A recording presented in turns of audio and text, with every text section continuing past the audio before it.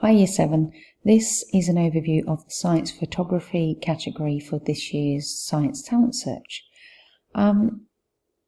First thing to note is that this is a photography entry, so you will need to take 3 to 6 photographs, print them out, mount them as specified by the competition, by the Science Talent Search judging criteria, and then support your photographs not only with a caption on each one, just a sentence or two describing each photograph and its science, but also with a written report.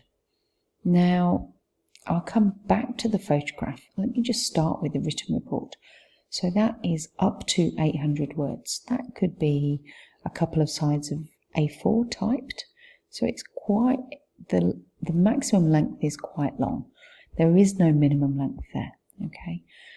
And what the report should be organised as follows. So as they have specified, you need to state the purpose or the idea behind your project, so the aim, and then you need to describe exactly how the photographs were taken.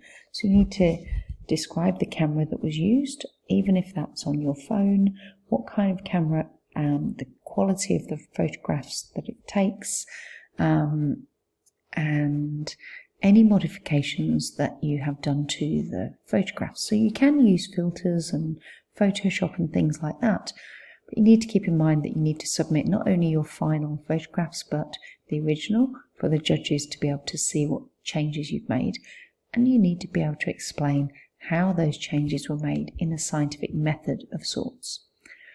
Then you go on to the scientific content. Now this will be the main body of your written report, and it really does explain or describe to the judges and your teachers the thinking or the ideas behind your photographs. So what questions were you trying to answer, or what ideas were you investigating with your photography? Really important not to make sure that you reference all of your sources by using an appropriate bibliography or a reference list, and that's described by the Science Talent Search in this document here, and your teacher can show you how to do that. And there's very specific details as to how to mount the photographs, but we can come to that later. Let's just have a little look at what they specify the prints need to look like. So 3 to 6, no bigger than A4.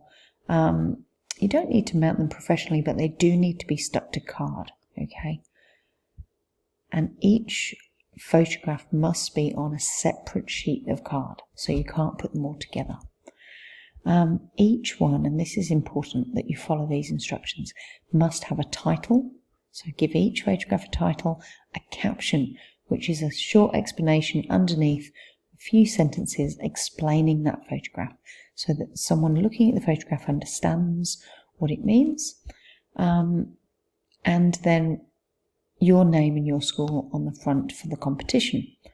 On the back of the entry, your name again and your school. So if you get selected, we can do those things, but please pay close attention to this part. So you can't use a photograph of a photograph, you can't use photographs from the internet. The yellow face sheet will come to later. And as I've said, you need to include your original photographs and then the modified final ones if you've done some modifications. So one A4 sheet with your original photographs, just small on there, and then each final photograph on a separate mounted piece of A4 card. You submit both the photographs and your written report in a document wallet, all together, clearly labelled, and that's it. So, have a little look at the judging criteria just before we finish here.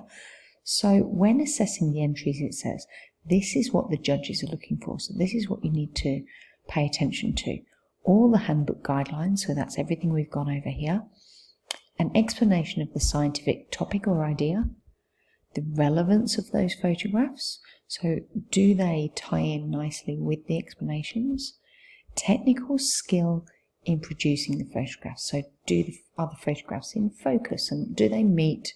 Are they eye-catching, and are they well taken? And then this is the most creative part here, the dramatic impact and the presentation of those photographs. So that gives you some ability to be creative with them, but don't lose the science as you're doing it. Okay, good luck.